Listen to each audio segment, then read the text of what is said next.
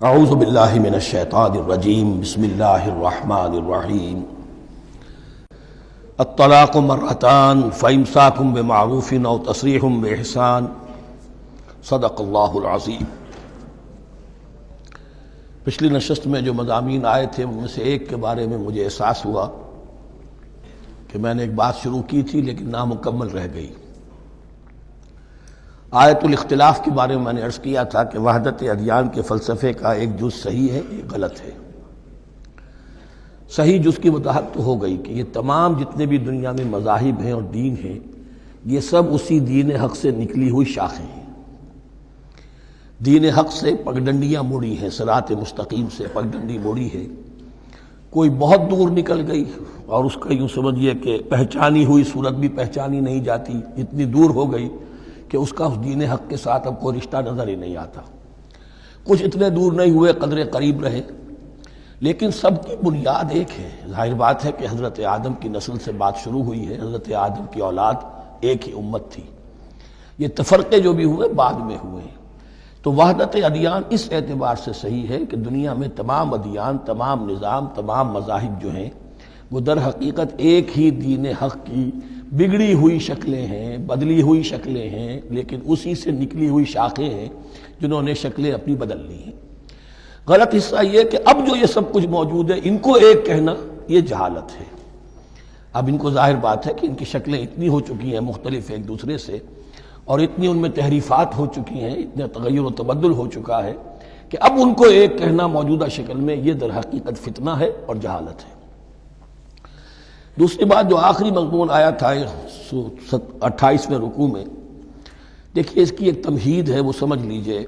انسانی تمدن کا اہم ترین اور بنیادی ترین مسئلہ کیا ہے تمدن کا؟ ایک ہے انسانی زندگی کا مسئلہ۔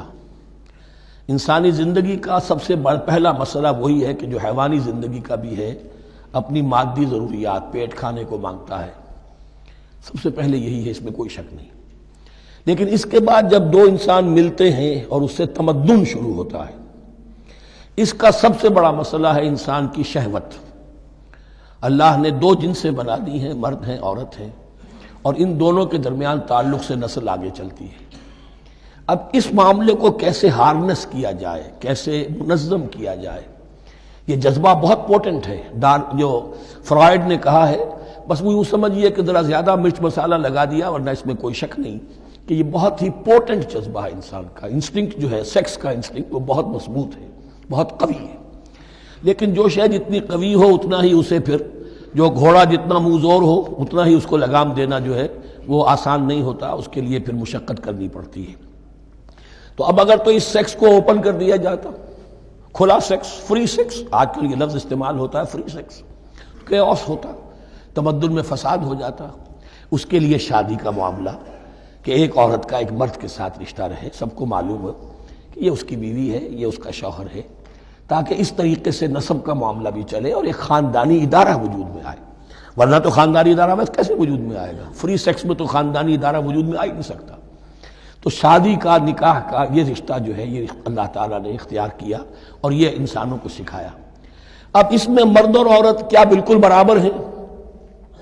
اس سے بڑی حماقت کوئی نہیں، اس لیے کہ کسی بھی ادارے کے دو برابر کے سربراہ نہیں ہو سکتے۔ اتنی موٹی بات ہے کہ اگر آپ کسی ایک محکمے کے دو ڈائریکٹر بنا دیں، بات غلط ہو جائے گی، خراب ہو جائے گی۔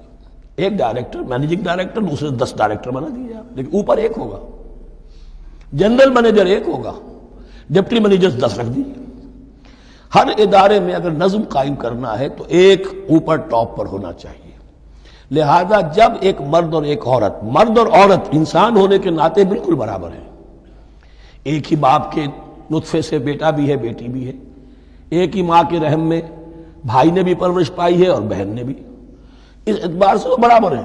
شرف انسانیت میں، نوع انسانی کی حیثیت سے، human dignity and honour, they share both equally, absolutely equally. لیکن جب ایک مرد اور ایک عورت مل کر خاندان کے بنیاد رکھتے ہیں تو اب یہ برابر نہیں رہے۔ جیسے انسان سب برابر ہیں، لیکن چپڑاسی اور افسر برابر نہیں ہے، اس کے کچھ اور اختیارات ہیں، اس کے کچھ اور اختیارات ہیں، اس کے کچھ اور فرائض ہیں، اس کے کچھ اور فرائض ہیں۔ اس طریقے سے اس رشتے کے معاملے میں اور یہ بھی نوٹ کر لیجئے کہ یہی وجہ اس قدر تفصیل کے ساتھ سب سے پہلے احکام قرآن میں دیے جا رہے ہیں اسی آئلی قوانین کے متعلق۔ لیکن تمدن کی جڑ بنیاد یہ ہے، یہاں سے خاندان بنتا ہے، اور خاندانوں کے اجتماع کا نام معاشرہ ہے۔ خاندان کا نظام، اب ہمارا پاکستانی جو معاشرہ ہے، اگر ہماری 14 کروڑ تعداد ہے اس وقت، 7 افراد ایک خاندان کے اگر آپ شمار کر لیں تو آپ سمجھیے اتنے خاندان ہماری دنیا میں اس وقت موجود ہیں، 2 کروڑ خاندان ہیں، ان خاندانوں پر مشتمل ہے۔ خاندان کا ادارہ مستحکم ہوگا، معاشرہ مستحکم ہو جائے گا۔ خاندان کے ادارے میں صلاح ہوگی، فلاح ہوگی، معاشرے میں صلاح و فلاح آئے گی۔ وہاں فتور ہوگا، فساد ہوگا، بے چینی ہوگی، ظلم ہوگا، ناانصافی ہوگی، وہاں کنفلکٹس ہوں گے، میاں اور بیوی میں جو ہے جھگڑے ہو رہے ہوں گے تو اولاد کی تو جو ہے پھر وہاں تربیت صحیح نہیں ہو سکتی، ان کی تربیت میں منفی چیزیں شامل ہو جائیں گی۔ تو یہ ساری چیزیں جس کی وجہ سے بڑی تفصیل سے قرآن مجید میں احکام دیے گئے ہیں آئلی قوانین، ان میں جہاں تک یہ معاملات ہے، طلاق کا معاملہ ہے، اس میں برابر نہیں ہے۔ شادی کرنے میں عورت کو بھی حق ہے، وہ شادی سے انکار کر دے، جبر نہیں کیا جا سکتا۔ ایک مرتبہ وہ نکاح میں آ گئی ہے تو اب شوہر کا پلڑا بھاری ہے، شوہر اسے طلاق دے سکتا ہے، اگر ظلم کے ساتھ دے گا اللہ کے ہاں جواب دہی کرے گا اور پکڑ ہو جائے گی، لیکن اختیار ہے۔ وہ خود طلاق نہیں دے سکتی، البتہ طلاق حاصل کر سکتی ہے، خلا جسے ہم کہتے ہیں، وہ عدالت کے ذریعے سے، بڑوں کے ذریعے سے، رشتہ داروں کے ذریعے سے خلا کرے، لیکن طلاق دینے کا حق اس کو برابر نہیں ہے مرد کی طرح۔ اسی طرح اگر ایک طلاق دی تھی مرد نے اور اب یہ عدت پوری نہیں ہوئی ہے، وَبَعُولَتُهُنَّ أَحَقُّ بِرَدِّهِنَّ، اب وہ کہے تو نے طلاق دے دیا، میں تیرے گھر میں بسنے کو تیار نہیں ہوں، نہیں، اختیار مرد کا ہے، عدت کے اندر 3 مہینے کے اندر وہ اس کو واپس لے سکتا ہے، اس کو طلاق رجعی کہتے ہیں۔ یہ تمام چیزیں ایسی ہیں کہ بہرحال خواتین کو اچھی نہیں لگتی، اور آج کی دنیا میں تو جو یہ مرد و عورت کی مساوات کا سلسلہ ہے، یہ شیطان کا سب سے بڑا فلسفہ اور معاشرے میں فساد اور گندگی پیدا کرنے کا اس کا سب سے بڑا ہتھیار ہے۔ اور اب جو کچھ رہی صحیح اقدار ہماری ایشیا کے ممالک جو ہیں، زیادہ تر مسلمان ممالک ہیں، ان میں خاندانی نظام کی جو بچی کھچی شکل رہ گئی ہے اس کو برباد کرنے کے لیے یہ قاہرہ کانفرنس اور بیجنگ کانفرنس، اس ایشیا کا گھیراؤ دونوں طرف سے، مشرق سے اور مغرب سے، کہ عورت کو آزاد کرو، عورت کو اٹھاؤ، ایمینسیپیشن کے نام پر، آزادی کے نام پر، اور مرد و عورت کی مساوات کے نام پر، تاکہ خاندانی نظام ٹوٹ کر رہ جائے، جیسے کہ ان کے ہاں ٹوٹ چکا ہے خاندانی نظام نے۔ یہ کلنٹن صاحب نے کہا تھا اپنے سال 9 کے میسج میں کہ عنقریب ہماری قوم، امریکن نیشن، بہت جلد اس کی اکثریت حرام زادوں پر مشتمل ہوگی، بورن آؤٹ آف ویڈ لاک، وہ کسی شادی کے نکاح کے نتیجے میں کوئی وجود میں نہیں آئے ہیں، زنا کے نتیجے میں وجود آئی بھی قوم ہوگی۔ 1 پیرنٹ فیملی رہ گئی ہے، ماں ہی باپ ہے اور وہی ماں ہے، اور وہ دونوں وہ جانتے ہی نہیں۔ اب وہاں بڑی ایک مہم اٹھ رہی ہے کہ ہر انسان کا حق ہے کہ اسے معلوم ہو کہ میرا باپ کون ہے۔ وہاں تو بہت سے لوگ پتہ ہی باپ کون ہے میرا، کیا پتہ۔ یہ تباہی ہے جو اس معاشرے پر آ چکی ہے، اور ہمارے ہاں بھی لوگ اسی معاشرے کی نقالی پر چل رہے ہیں۔ اور یہ نظریہ مساوات مرد و زن جو ہے یہ بہت ہی یوں سمجھیے کہ تابناک اور بہت اچھے الفاظ کے ساتھ سامنے آ رہا ہے۔ البتہ اس کا دوسرا رخ بھی ہے، اسلام نے عورت کو جو حقوق دیے ہیں بدقسمتی سے ہم مسلمانوں نے وہ بھی ان کو نہیں دیے۔ اس کی وجہ یہ ہے کہ ہمارے اوپر ہمارا ہانٹ کر رہا ہے ہمارا ہندوانہ پس منظر۔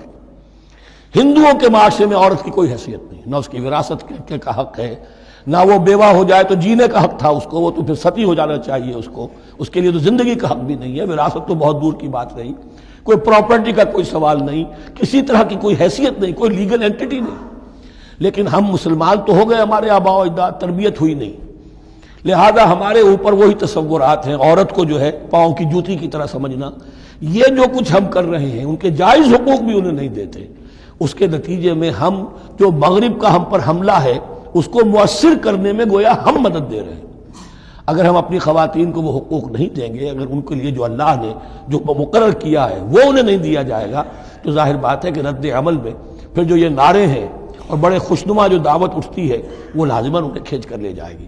تو اس طرف بھی خیال رکھیے، اور ہمارے ہاں دیندار گھرانوں میں خاص طور پر یہ بات ہوتی ہے، اس کو سمجھنا چاہیے کہ عورتوں کے کیا حقوق ہیں، ان کی دلجوئی کتنی کرنی چاہیے۔ حضور نے کیا فرمایا ہے؟ تم میں سے بہترین لوگ وہ جو اپنے گھر والوں کے لیے اچھے ہوں، بہترین لوگ وہ ہیں، ان کے حقوق کا لحاظ ہو، ان کے ساتھ سلوک ہو، ان کی دل جوئی ہو، ان کے احساسات کا بھی پاس کیا جائے۔ البتہ جہاں شریعت کا اور دین کا معاملہ آ جائے، نتھنگ ڈوئنگ، سیدھی سیدھی بات، یہ تلوار کی طرح آپ ننگے ہو جائیں اس وقت کہ یہ معاملہ دین کا ہے، اس میں میں تمہاری کوئی رعایت نہیں کر سکتا، ہاں میرے معاملات کے اندر جو بھی تم چاہو میں نرمی کروں گا، یہ ہو سکتا ہے۔ بس اس کو ذہن میں رکھیے، یہ کڑوی گولی ہے۔ وَلَهُنَّ مِثْلُ الَّذِي عَلَيْهِنَّ بِالْمَعْرُوفِ وَلِلرِّجَالِ عَلَيْهِنَّ دَرَجَةٌ۔ اب درمیان کے الفاظ کو تو جدید جو ہمارے ہیں دانشور وہ لے لیتے ہیں، اوپر کا نہیں دیکھتے کہ بَعُولَتُهُنَّ أَحَقُّ بِرَدِّهِنَّ، برابری کہاں رہی؟ شادی کرتے ہوئے برابری ہے، عورت کہہ سکتی میں شادی نہیں کرتی، شادی نہیں ہوگی، اس وقت برابری ہے، دونوں کی رضامندی سے شادی ہوگی، یہ برابری ہے۔ لیکن جب ایک مرتبہ بیوی بن گئی اب برابر نہیں ہے۔ اب یہ فلسفہ جا کر پوری طرح بیان ہوگا سورہ نساء میں، اور رجال قوامون علی النساء، یہ بات پھر وہاں آئے گی۔ اس کی تمہید ہے یہ کہ یہ کڑوی گولی ذرا خواتین کے حلق سے اترنی شروع ہو جائے۔ وَبَعُولَتُهُنَّ أَحَقُّ بِرَدِّهِنَّ، اور اسی طریقے سے وَلِلرِّجَالِ عَلَيْهِنَّ دَرَجَةٌ۔ البتہ اللہ نے جو ذمہ داریاں عورت کے حوالے کی ہیں، جس طرح کے اس کے فرائض ہیں ویسے ہی اس کے حقوق بھی ہیں، یہ ہے جو بات کہی جا رہی، لَهُنَّ مِثْلُ الَّذِي عَلَيْهِنَّ بِالْمَعْرُوفِ۔ اور یہ دنیا کا وہ اصول ہے کہ responsibilities and privileges they go together۔ کہیں آپ کا اگر ذمہ داری زیادہ تو حقوق اور اختیارات بھی زیادہ ہوں گے، ذمہ داری بہت ڈال دی، حقوق و اختیارات اتنے ہیں نہیں، آپ ذمہ داری ادا نہیں کر سکتے۔ جہاں ذمہ داری کم ہوگی وہاں حقوق و اختیارات بھی کم ہوں گے، یہ دونوں چیزیں پروپورشنیٹ چلتی ہیں۔